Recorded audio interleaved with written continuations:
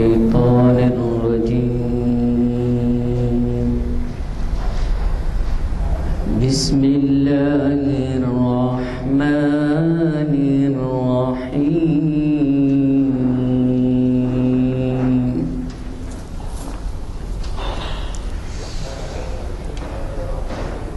لإيلاف قريش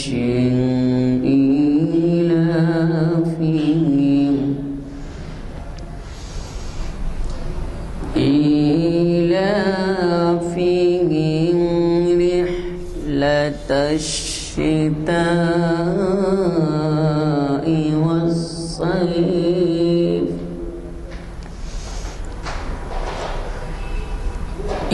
إيلافهم رحلة الشتاء والصيف. فليعبدوا رب هذا البيت.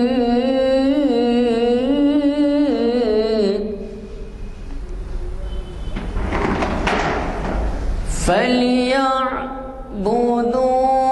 رب هذا البيت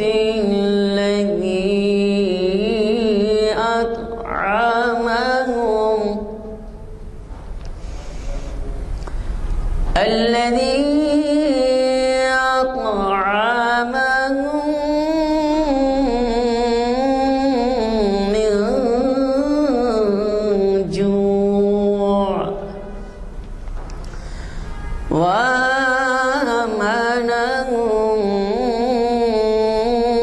من خوف. صدق الله العظيم. پرچے بھی نشست کے اگلی نشست کے شائع ہو کر آ گئے ہیں. اعلامیہ نمبر 836 نہ صرف آپ اپنے لیے لے جائیں بلکہ کوشش کریں کہ 10-5 لے جا کے اپنی اپنی مسجدوں میں بھی رکھ دیں. آپ آج کی تفصیلات کے بارے میں سنیں. یہ محفل جامع مسجد عالیہ گڑھ باؤنڈری کے کانفرنس ہال میں آج بتاریخ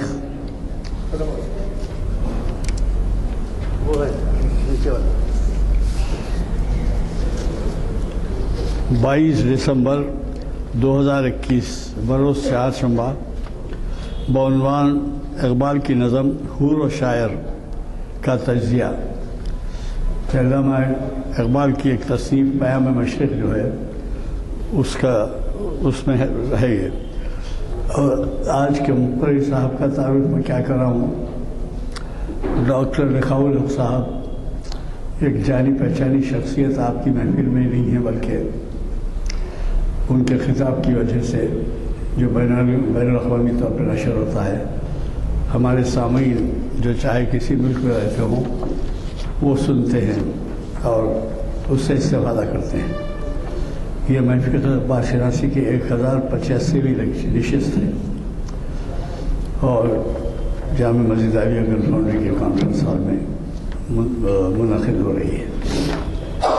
ڈاکٹر لقاء الحق کے بارے میں کچھ زیادہ نہیں کہوں گا کیونکہ ایک عرصے سے وہ ہم سے وابستہ ہیں.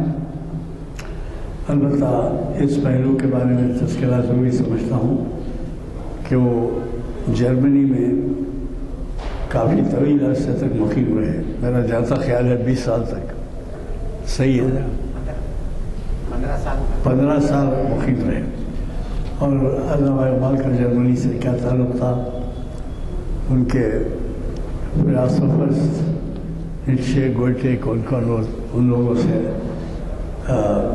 نہ صرف انہوں نے ان کے اس سے استفادہ کیا بلکہ ان کے بارے میں ان کے بہت کچھ خیالات بھی ملتے ہیں ہم کو.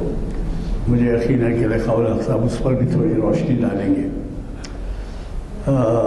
آج ان کی عنوان اقبال کی نظم حور و شاعر کا تجزیہ پیام مشرق کی ایک جز ہے. تو یہ صحیح ہے کہ آپ کو دیکھنے میں یہاں کی تعداد کچھ سردی کی وجہ سے بھی کچھ کم ہے، لیکن ہے یہ کہ بین الاقوامی طور پر چاہے سرد ہو گرم ہو وہاں پر بھی یہ ساتھ ہی ساتھ نشر ہوتی ہے، اور وہاں سے ہم کو رب بھی پیدا کیا جاتا ہے کہ جو ہے یہ کلام کے بارے میں کچھ خیالات کا اظہار کرتے ہیں۔ تو میں آج کے ہمارے مقرر صاحب ڈاکٹر رضاء الحق صاحب کو دعوت سے خطاب دیتا ہوں، وہ شہر رشید پر تشریف لائیں اور ہمیں اپنے خیالات سے استفادے کا موقع دیں۔ الرجیم بسم اللہ الرحمن الرحیم، الصلاۃ والسلام علی رسول الکریم، اما بعد میرے محترم بھائیو السلام علیکم۔ میرے محترم بھائیو، میں ہمیشہ یہ کوشش کرتا ہوں یہاں جب بھی آپ کے پاس آؤں تو میرے عنوان سے ہٹ کے بھی اور عنوان کے تحت بھی جتنی معلومات، جو کچھ بھی ناقص معلومات میری ہیں وہ آپ تک پہنچاؤں، اور یہ صرف علم کی ترسیل، علم کو پہنچا دینا میرا مقصد ہے، اور چاہے لوگ زیادہ رہیں یا کم رہیں اس سے کوئی فرق نہیں پڑتا۔ اگر یہاں آج 1000 لوگ بھی ہوتے تو کوئی فرق پڑنے والا نہیں تھا، اور 5-10 لوگ بھی جو ہے اگر بات کو سمجھیں تو یہ میرے لیے بہت بڑی کامیابی تصور ہوگی۔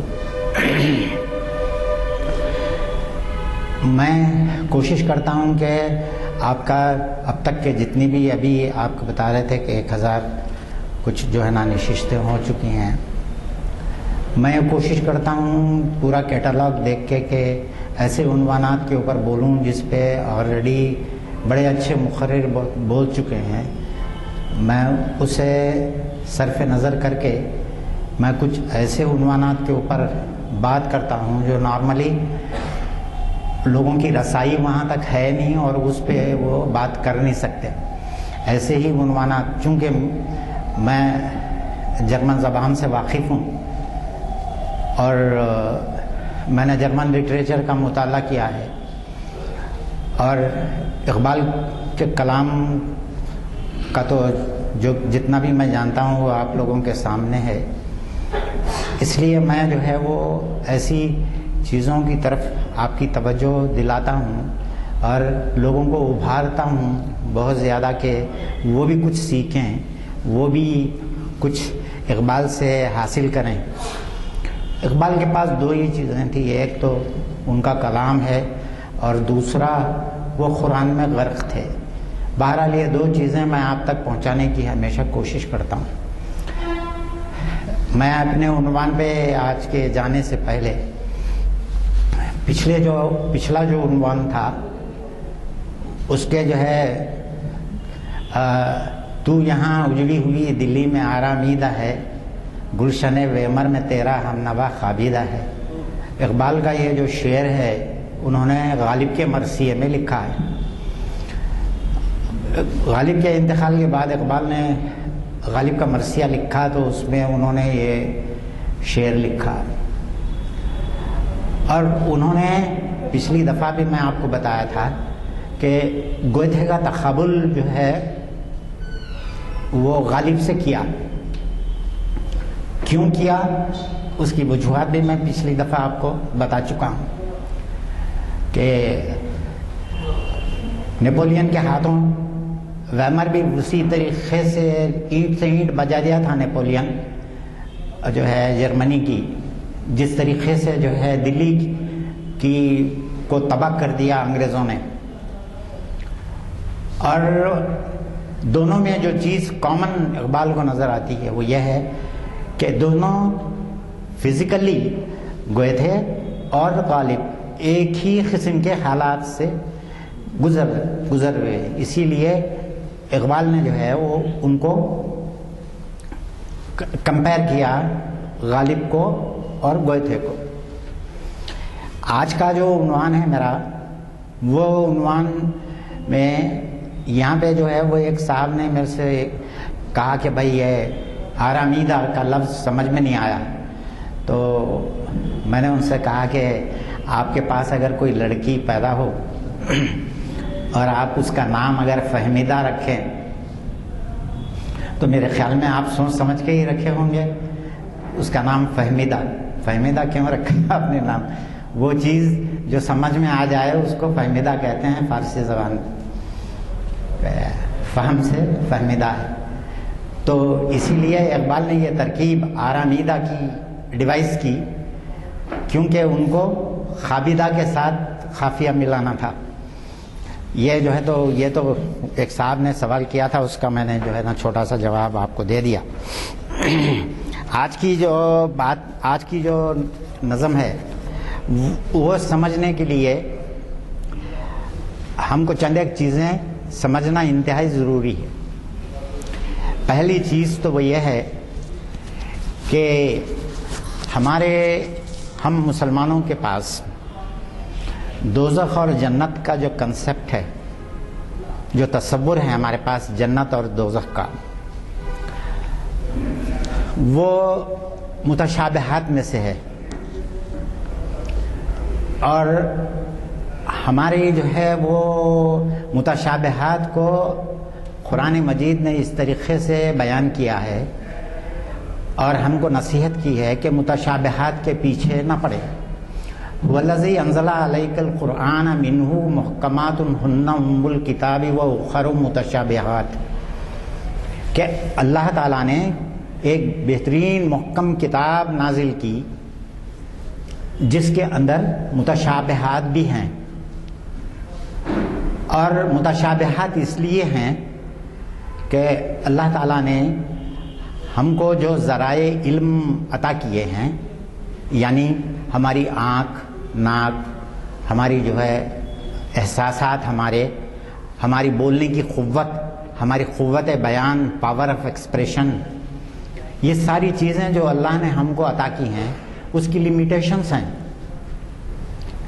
اور وہ لمیٹیشنز بالکل جو ہے اب ہم دیکھتے ہیں، میں اس سے پہلے بھی آپ کو ایک مثال دیا تھا کہ کتے کی اور بلی کی سونگھنے کی صلاحیت انسان کی قوت شامہ سے کئی گنا جو ہے زیادہ ہیں، اور یہ قوت اللہ نے اس کو عطا کی ہے جانور کو، وہ دیکھ کے ہمارے سامنے بتا دیا، اور ہماری نظر جو ہے وہ اس دیوار کے باہر نہیں دیکھ سکتی، ہم جو ہے وہ ایک خاص محدود کر دیا، اللہ تعالیٰ نے ہماری خواص، ہماری صلاحیتوں کو محدود کیا ہے۔ جب یہ پنکھا تھوڑا تیز گھومنے لگتا ہے تو آپ دیکھیے کہ ہم کو یہ ایک پلیٹ کی طرح نظر آتا ہے، حالانکہ ہے اس کے اندر تین پیٹلز ہیں اس کے اندر، مگر جب وہ گھومنے لگتا ہے تیزی سے تو ہماری نگاہ ایک حد تک تو دیکھتے رہتی ہے، مگر اس کے بعد ہماری نگاہ قاصر ہے اس کو دیکھنے سے۔ اسی لیے ہمارے صوفیہ میں سے بعض صوفیہ کا یہ عقیدہ ہے کہ وہ یہ کہتے ہیں کہ فلسفہ لا ادریہ، کہ دنیا کی حقیقت کو نہ کوئی سمجھا ہے نہ سمجھ سکے گا، اور یہی وجہ ہے کہ اللہ تعالیٰ نے ہم کو جتنا بھی علم دیا اور جو ہمارے کو ذرائع علم دیے اس سے فائدہ اٹھا کے ہمارا کام صرف یہ ہے کہ اللہ اور اس کے رسول کی اطاعت کریں، اس سے ہٹ کے ہم کو کوئی اور چیز کا حکم نہیں دیا گیا ہے نا۔ وما امروا الا، کہ جو ہے نا ہم کو سوائے اس کے کہ اطاعت کے سوا ہم کو کسی چیز کا حکم نہیں دیا گیا۔ یہی جو ہے نا مطلب کہ ہماری زندگی کا نصب العین ہے، ہم کو جو ہے یہی کرنا ہے۔ تو میں یہ بات بتا رہا تھا کہ اللہ تعالیٰ نے یہ دوزخ، جنت، میں آپ کو ایک مثال دیتا ہوں۔ آپ دیکھیے کہ آگ کے اندر آپ کوئی چیز ڈالی ہے، وہ جل کے خاکستر ہو جاتی ہے اور اس کا راکھ ہو جاتی ہے، نام و نشان تک نظر نہیں آتا، مگر اللہ تعالیٰ نے دوزخ کی جو کیفیت بیان کی ہے وہ بالکل جدا جانا ہے۔ وہ آگ تو ہے مگر وہ خاکستر نہیں کرتی، جلاتی تو ہے مگر خاکستر نہیں کرتی. اور اگر خاکستر کرتی ہوتی تو پھر سینس ہی باقی نہیں رہتا تھا. اللہ تعالیٰ قرآن مجید میں کہہ رہے ہیں کہ میں جو ہے نا وہ جب آگ میں ڈالے جائیں گے، جب ان کی جلد پوری طریقے سے جل جائے گی، ان کو نکالا جائے گا، ان کو دوسری جلد عطا کی جائیں گی، پھر اس کے بعد ان کو دوبارہ ڈال دیا جائے گا دوزخ. تو یہ ہے کہ اس بات سے اقبال کہتے ہیں کہ انسانی نفس کی، انسانی خودی کی خاکستری کا نام دوزخ نہیں ہے. اور اس کنسپٹ کو سمجھنا بہت جو ہے یہ ہے کہ اقبال کہتے ہیں کہ اللہ تعالیٰ جو ہے کوئی چیز ایسی نہیں بناتا کہ بنا کے اس کو پوری طریقے سے تباہ کر دے. یہ اللہ کا یہ دستور نہیں ہے کہ اس کو پوری طریقے سے نیست و نابود کر دے. اللہ تعالیٰ نیست و نابود نہیں کرتا ہے. اور یہی چیز جنت کے تعلق سے ہے. اللہ تعالیٰ نے جتنا بھی علم ہم کو جنت کے تعلق سے اللہ اور اس کے رسول نے ہم کو دیا ہے، اس علم کے اندر جو ہے آپ دیکھیے گے ہماری جو ایسی کیفیات بیان کی ہیں وہاں کے پھلوں کی، وہاں کے پانی کی، وہاں کی نہروں کی، وہاں کے سبززاروں کی، ایسی ایسی کیفیات اور وہاں کی جو ہے حوروں کی. تو یہ آپ نارملی یہ صرف دنیا کی چیزوں سے کمپیئر کر کے آپ کو سمجھانے کی کوشش کی اللہ تعالیٰ نے، مگر ان پھلوں کا، وہاں کے اس پانی کا، اس شہد کا، اس جو ہے نا مطلب کہ شراب کا مزہ، اور اس کا آپ یہاں جو ہے وہ شراب پیجئے تو آپ کو نشہ آنے لگتا ہے. مگر اللہ تعالیٰ کہتے ہیں کہ شراب طہور، جو میں شراب جو ہے نا جنت میں پلاؤں گا اس سے انسان کو نشہ نہیں آئے گا. سرور بے شک آئے گا. اللہ تعالیٰ جو ہے نا بتا رہے ہیں کہ سرور آئے گا مگر نشہ نہیں آئے گا. اور آپ یہی وجہ ہے کہ وہاں کی چیزوں کا صرف اللہ تعالیٰ نے ہم کو کمپیئر کر کے دکھایا ہے. اور وہ کمپیریزن جب تک کہ ہم پورے طریقے سے اچھے طریقے سے جب تک کہ ہم گراسپ نہیں کریں اس کو کہ یہ صرف کمپیریزن ہے، ہم کو سمجھانے کے لیے چند باتیں بیان کر دی گئی ہیں، مگر اصل میں دیکھا جائے تو اس کی کیفیات اور اس کی جو چیزیں جو کچھ اللہ تعالیٰ نے چھپا کے رکھی ہیں ہمارے لیے، وہ بہت بہت انتہا اس سے بہت زیادہ ہیں جو ہمارے تصور میں آ سکتی ہیں. یہ بات ہم کو جو ہے سمجھنے کی ہے. اور ایک چیز جو میں اس نظم کے عنوان سے جو میں آپ کو بتانا چاہتا ہوں وہ یہ ہے تمہید کے طور پہ کہ ہمارے شعراء یا ہمارے فلسفی وغیرہ جتنے بھی ہیں وہ لوگ چیزیں جو ہے وہ بہت آگے کی سوچتے ہیں. جیسا کہ میں آپ کو ایک چیز بتاتا ہوں، وہ یہ ہے کہ اللہ تعالیٰ نے ہم سے یہ کہا کہ بھائی دیکھو، تم نے، اللہ تعالیٰ نے تم سے کہا تھا کہ جنت میں رہو، اور تم کو ایک خاص حکم دے دیا تھا کہ فلا تقربا هذه الشجرة، کہ تم اس درخت کے قریب نہ پھٹکنا، اور شیطان سے بچ کے رہنا، یہ تمہارا کھلا دشمن ہے کیونکہ یہ چیلنجر ہے تمہارا. تو آدم کو یہ انسٹرکٹ کر کے اللہ تعالیٰ نے جنت میں ان کو قیام کرنے کے لیے کہا، مگر شیطان نے ان کو بھٹکایا اور وہ اللہ کی نافرمانی کر بیٹھے، اور اس کے نتیجے میں اللہ تعالیٰ نے ان کو جنت سے نکال دیا اور اس دنیا میں بھیجا. اللہ تعالیٰ نے یہ بتایا کہ رسول مقبول صلی اللہ علیہ وسلم نے بھی اور حدیث کی کتابوں میں بھی لکھا ہے اللہ تعالیٰ نے اس وعدے کے ساتھ بھیجا ہے کہ اگر تم نے دنیا میں اللہ کی نافرمانی نہیں کی اور تم نے اگر اللہ اور اس کے رسول کی اگر تم نے اطاعت کی ہے تو تمہارے باپ کی کھوئی ہوئی جنت تم کو دے دی جائے گی واپس. اور جن لوگوں نے نافرمانی کی تو ان لوگوں کو کے ساتھ اللہ تعالیٰ کہتے ہیں کہ لا ینال عہد الظالمین، کہ میرا وعدہ ظالموں تک نہیں پہنچتا.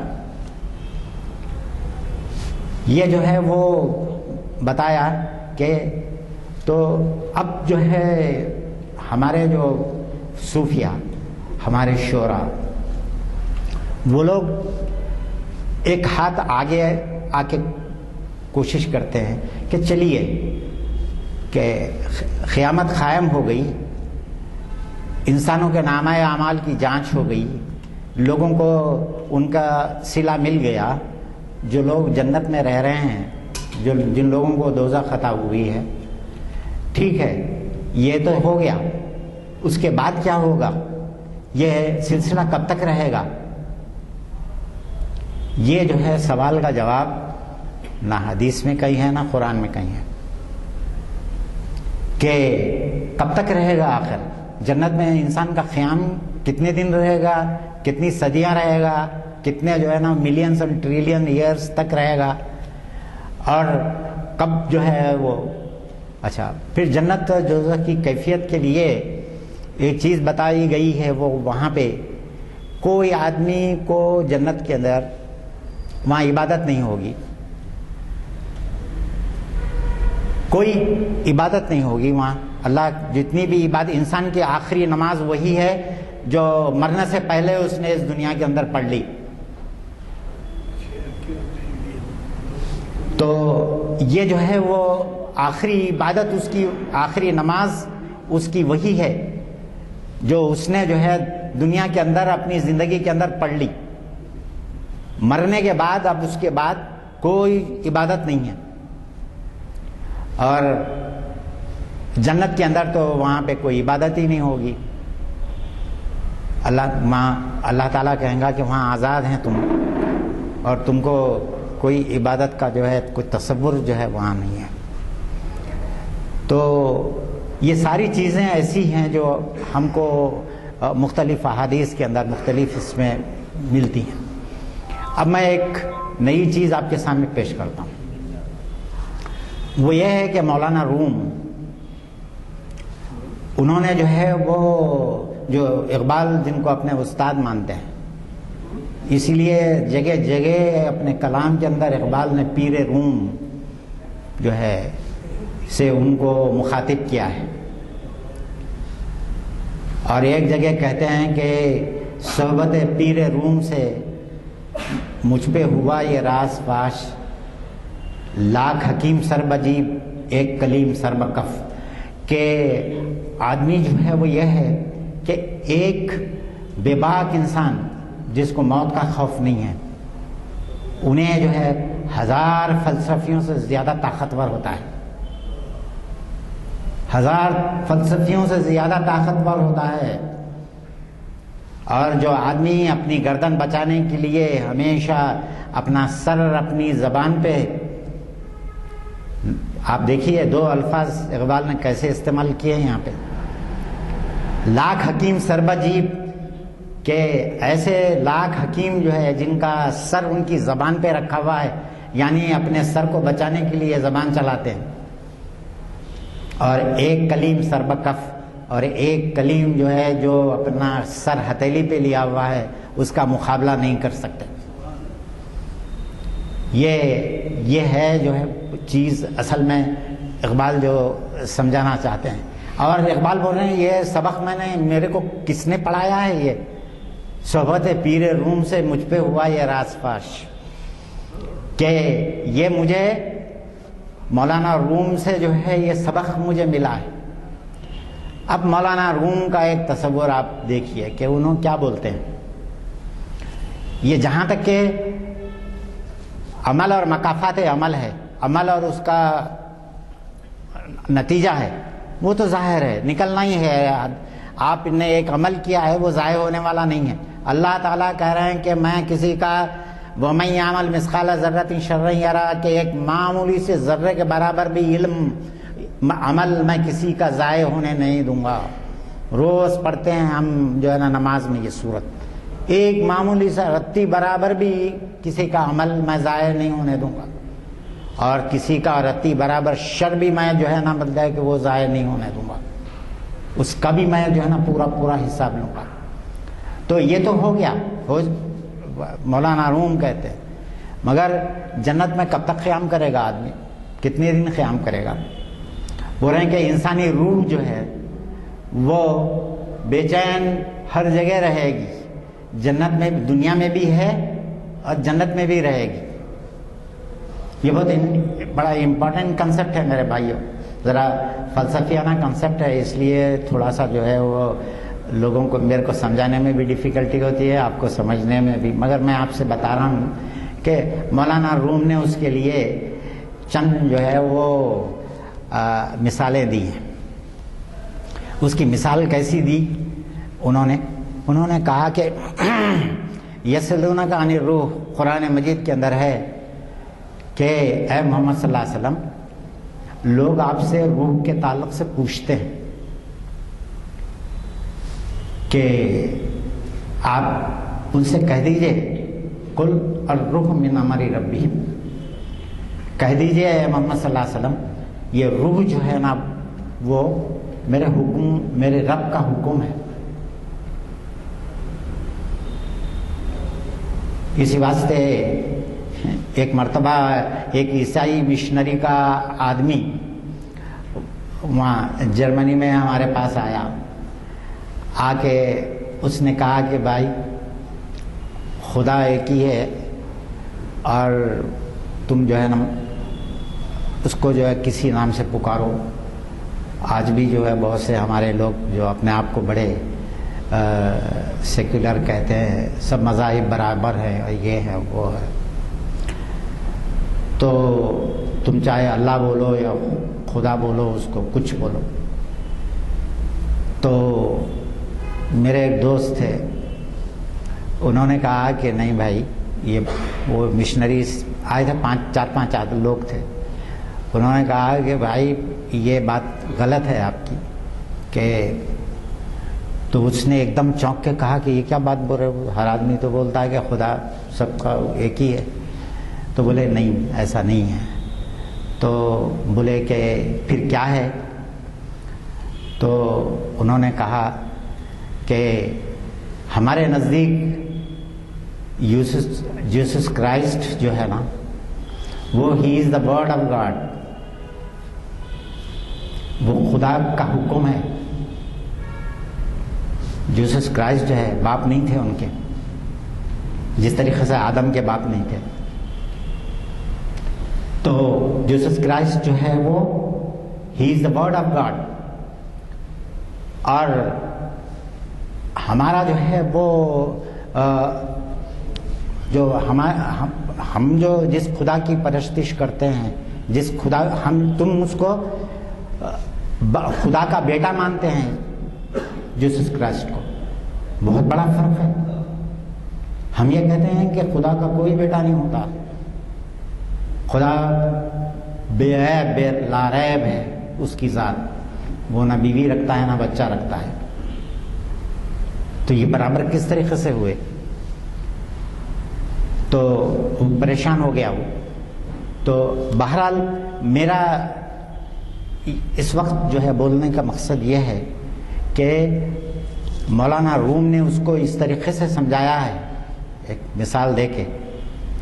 وہ یہ کہتے ہیں کہ یہ جو روح ہے وہ اللہ کا حکم ہے, اللہ نے اپنے اندر سے ایک روح پھونک دی.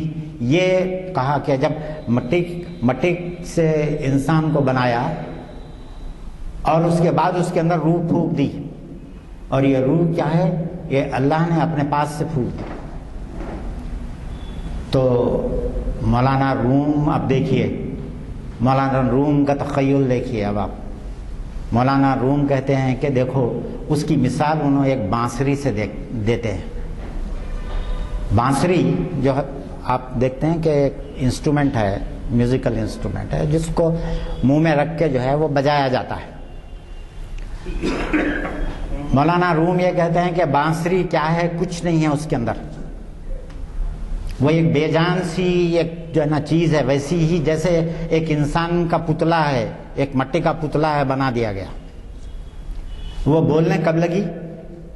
جب اس کے اندر اس میں نفس پھونکا گیا، جب اس نے اس کے اندر جب ہوا پھونکی گئی اپنی جو ہے وہ منہ سے، جب وہ بولنا شروع کی۔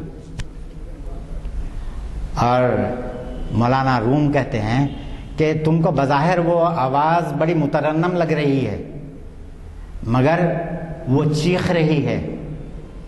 کیوں چیخ رہی ہے؟ وہ کہ وہ اپنے اصل سے جدا ہو چکی ہے۔ یہ اس کنسپٹ کو اقبال نے بھی کئی جگہ سمجھایا ہے۔ وہ کہتے ہیں شوق میری لے میں ہے، شوق میری لے میں ہے، شوق میری نے میں ہے، جذبہ اللہ میرے رگ و پے میں ہے۔ اقبال کہہ رہے ہیں کہ جو ہے میری بانسری کے اندر بھی جو ہے شوق ہے، میرے گانے میں بھی، میری آواز میں بھی وہ جو ہے شوق ہے۔ اور کہہ رہے ہیں کہ وہ شوق کیا ہے؟ جذبہ اللہ۔ آپ دیکھیے کہ صوفیہ کے پاس یہ اللہ کا ورد جو ہے نا، یہ وظیفہ یہ بہت زیادہ ہوتا ہے۔ صوفیہ کے پاس اللہ کا ورد کرتے ہیں، اللہ کی ضرب جو ہے نا وہ اپنے دل پہ لگاتے ہیں، اور وہ یہ کہتے ہیں کہ تطہیر قلب کے لیے اللہ کی ضرب جب تک کہ قلب پہ نہ لگائی جائے، جب تک انسان کا قلب جو ہے وہ مطمئن نہیں ہوتا۔ اور وہ نفس مطمئن انسان کو اسی وقت حاصل ہوتا ہے جبکہ اللہ جو ہے وہ اللہ کا ذکر بے انتہا کیا جائے۔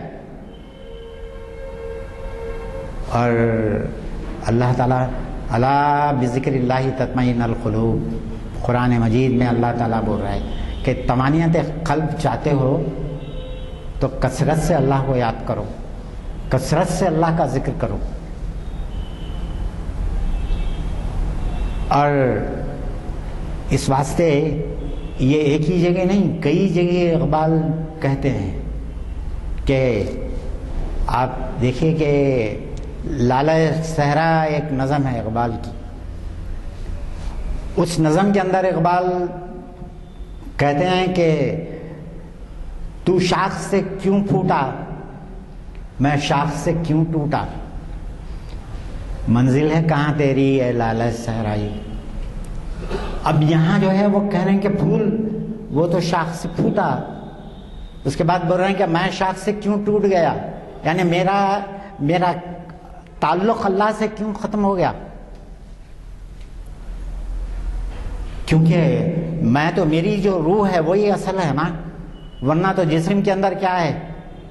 اللہ تعالیٰ نے کہا کہ وہ جسم تو جو ہے نا خاک ہے آپ کا، اور وہ تو جو ہے وہ آپ مردے کو دفن کرتے ہوئے پڑھتے ہیں کہ منہا خلقناکم فیہا نعیدکم وہ منہا نخرجکم تارۃ اخری، کہ تم کو اسی سے پیدا کیا، اسی میں تم ڈالے جاؤ گے، پھر اسی سے تم کو اٹھا کے بٹھا دوں گا۔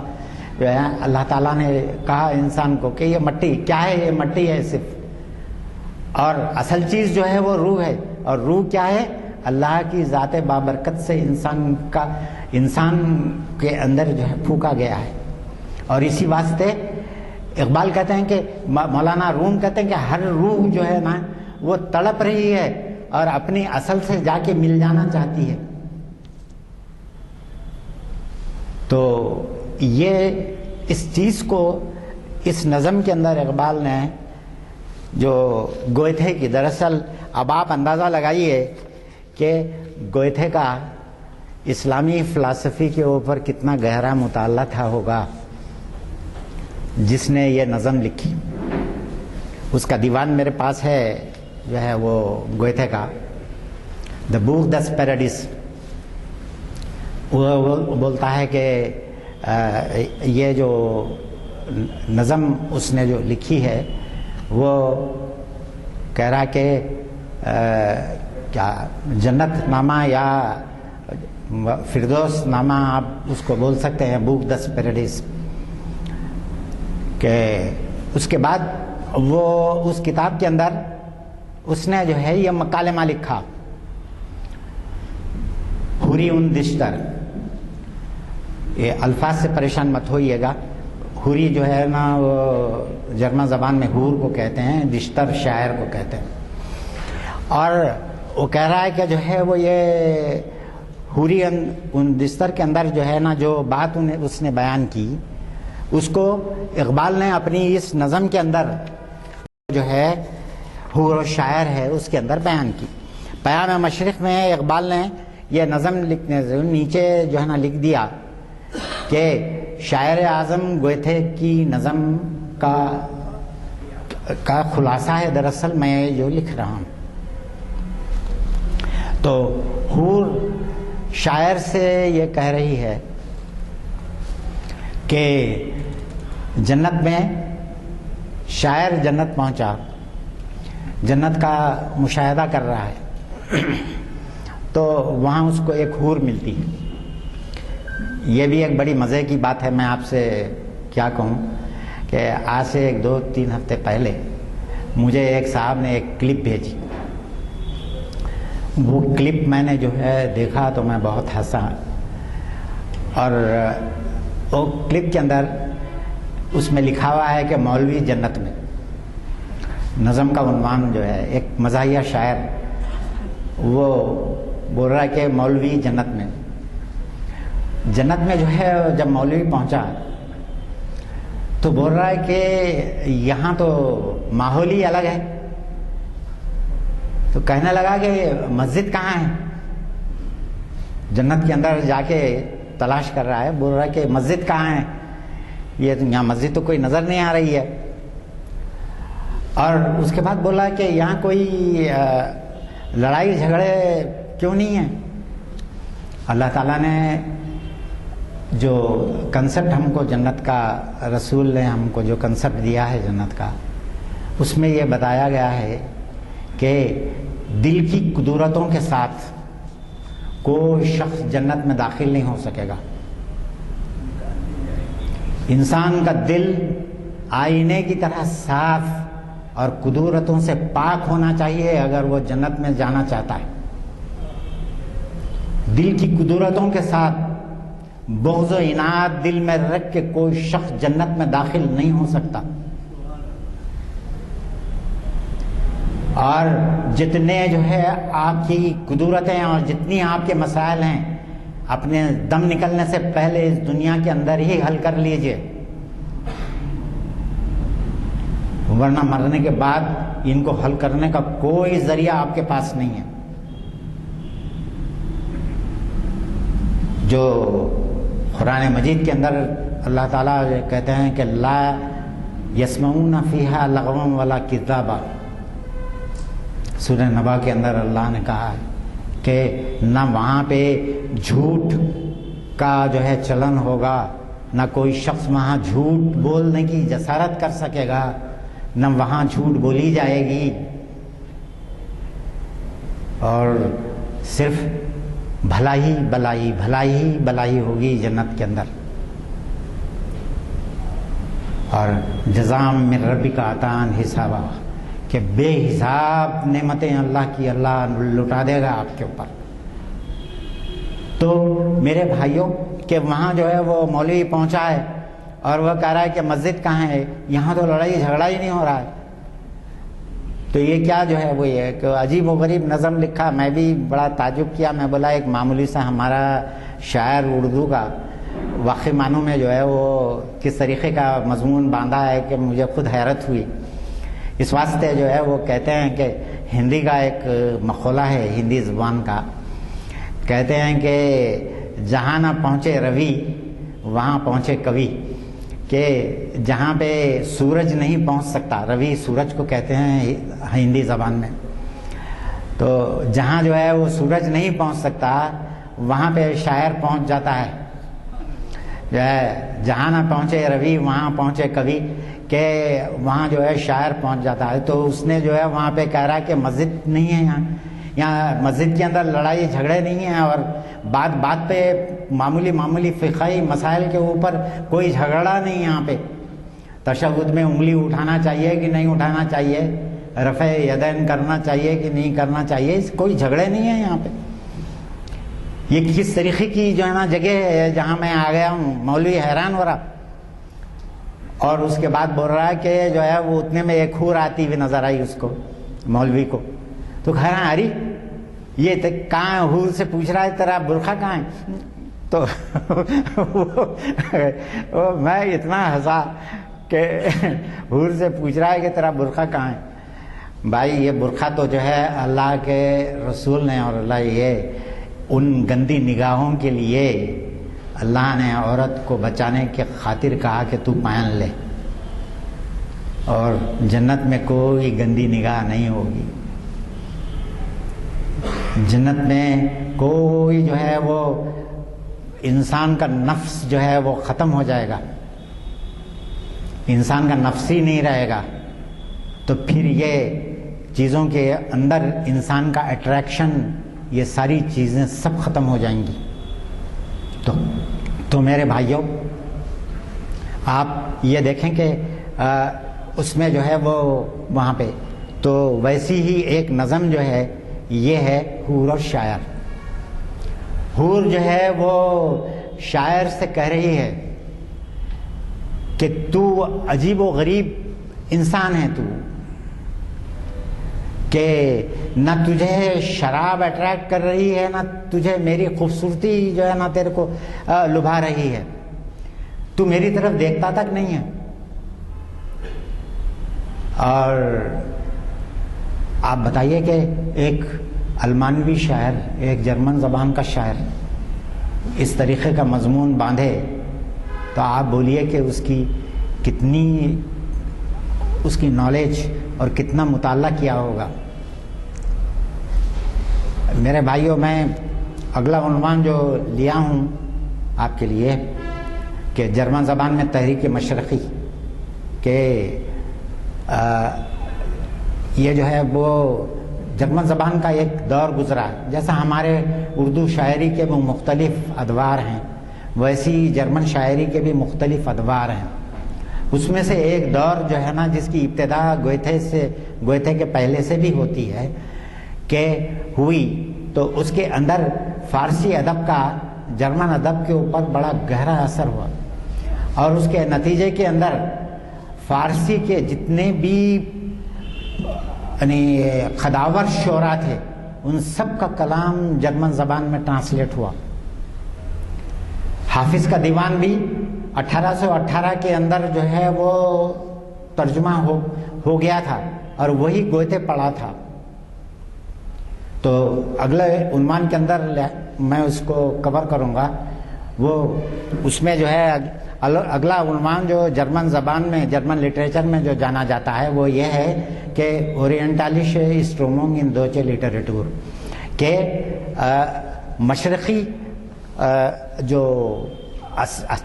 اثرات ہیں وہ جرمن زبان کے اندر کس طریقے سے آئے ہیں اور کیسا آئی.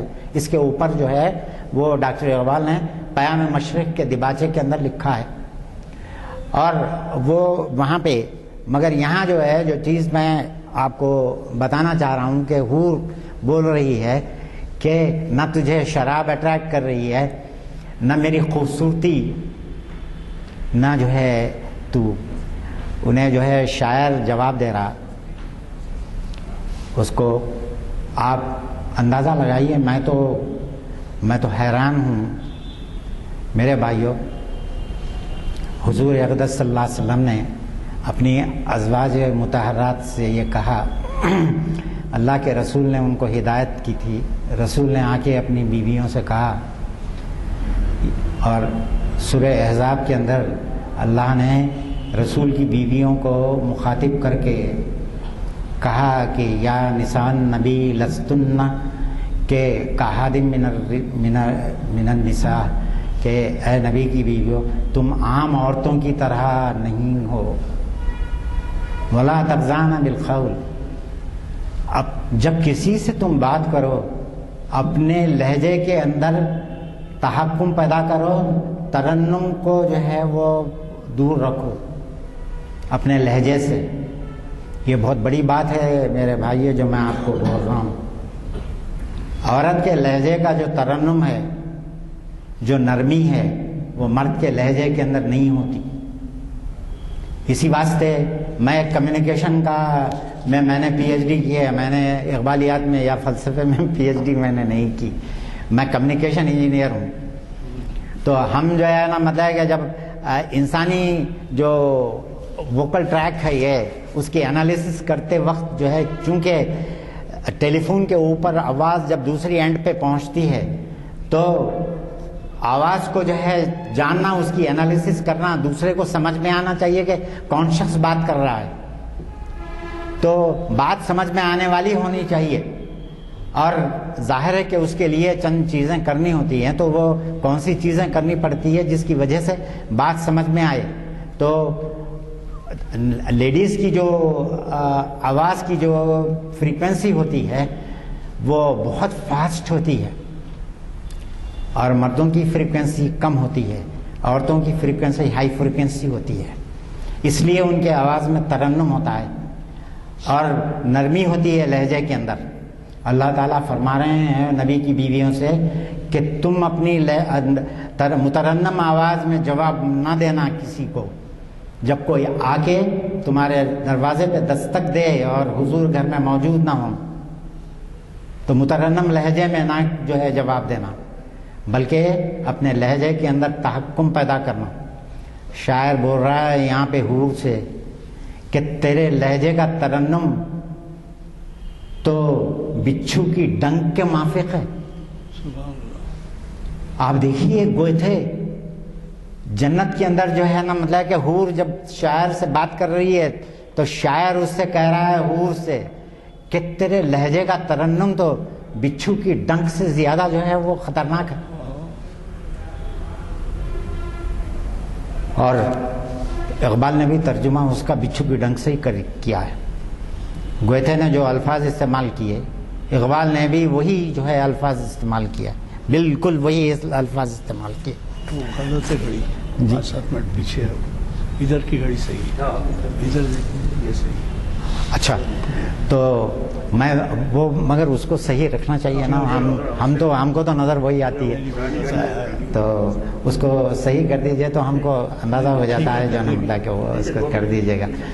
تو میرے بھائیوں بات دراصل یہ ہے کہ شاعر وہ کہہ رہا ہے کہ میں اگر جنت میں قیام کر دوں گا تو پھر میں اپنے پروردگار سے کس طریقے سے ملوں گا؟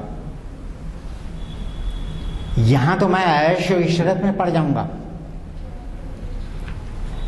یہاں تو میری جستجو کوشش اور میری ساری چیزیں فنا ہو جائیں گی یہاں۔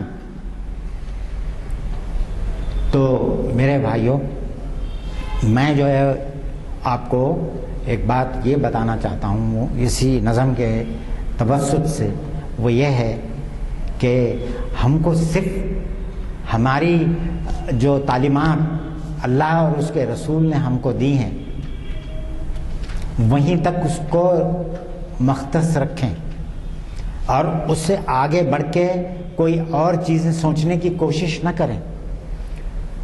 اللہ کی ذات کے تعلق سے بھی ہم کو یہ ہدایت کی گئی ہے رسول کے توسط سے کہ حد سے زیادہ اللہ کے تعلق سے مت سوچا کرو۔ بس ہم کو یہ بتا دیا گیا کہ وہ ایک ذات ہے جو نور ہی نور ہے، اس آل پاورفل، آل مرسیفل، اور اس سے ہٹ کے ہم کو اللہ کی ذات کے تعلق سے زیادہ جو ہے وہ بات کرنے کی، یا ایک یہ کہ اس کے جو ہے وہ ان تصورات سے بعض لوگ جو ہے وہ کرتے ہیں، تو اس سے منع کیا گیا ہے۔ اور یہی وجہ ہے کہ ہم کو بھی ان سارے تصورات کو چھوڑ کے صرف ہم اتنے ہی کے اوپر اکتفا کریں جتنی تعلیمات اللہ اور اس کے رسول نے ہم کو دی ہیں.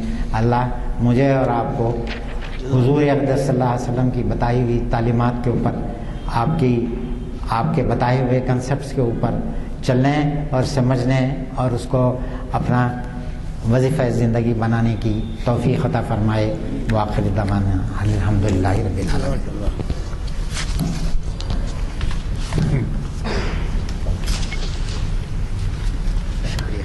اب میرا خیال میں 2-3 ہو گئے میرے. جی رکھیے استعمال میں آ سکتے. السلام علیکم حضرات.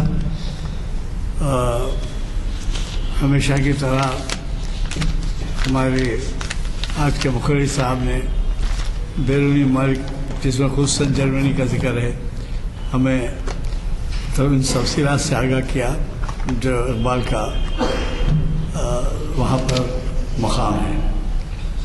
کوئٹے یا ڈانٹے کوئی فلسفہ نے جو کچھ کیا اس کے بارے میں اقبال اپنے ایک شعر میں کہتے ہیں اگر ہوتا وہ مجذوب فرنگی اس زمانے میں تو اقبال اس کو سمجھاتا مقامی کبریا کیا ہے. بہرحال خوش قسمتی کی بات یہ ہے کہ ہم کو ایک ایسے مقرر سے سننے کا موقع ملا ہے جو 15 سال میں نے پہلے ہی کہا ہے جرمنی میں رہ کے آئے ہیں اور پھر اقبال کی مقبولیت سے وہاں نے انہوں نے استفادہ کیا ہے. ہمارے نئے اعلامیے چھپ کے آ گئے ہیں.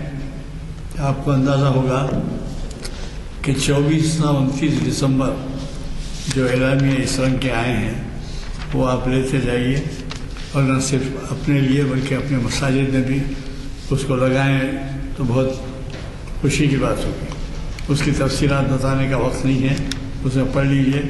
ہمارے اگلے ہفتے کے مقررین حافظ محمد رشاد الدین, سید راشد نسیم ندوی, مفتی عرفان قاسمی اور ڈاکٹر رؤف خیر ہیں.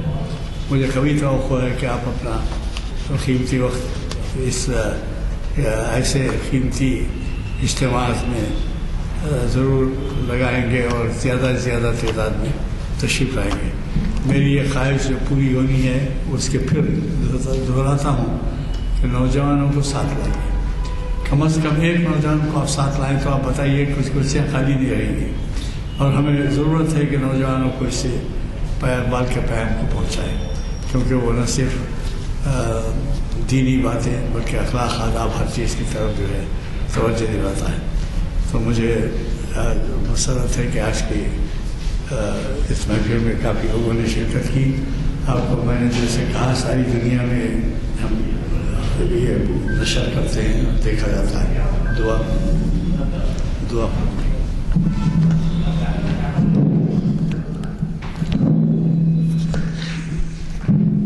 اعوذ باللہ من الشیطان الرجیم. بسم اللہ الرحمن الرحیم. ربنا آتنا فی الدنیا حسنۃ وفی الآخرۃ حسنۃ وقنا عذاب النار وقنا عذاب القبر وقنا عذاب الحشر وقنا عذاب المیزان. اے اللہ, جو کچھ ہم نے سنا اس کو سمجھنے کی اور اس کو برتنے کی توفیق عطا فرما. اے اللہ کے اس پیغام کو ہر ایک تک پہنچانے کی ہمیں استطاعت اور توفیق دے. سبحان ربک رب العزت عما یصفون وسلام علی المرسلین والحمد للہ.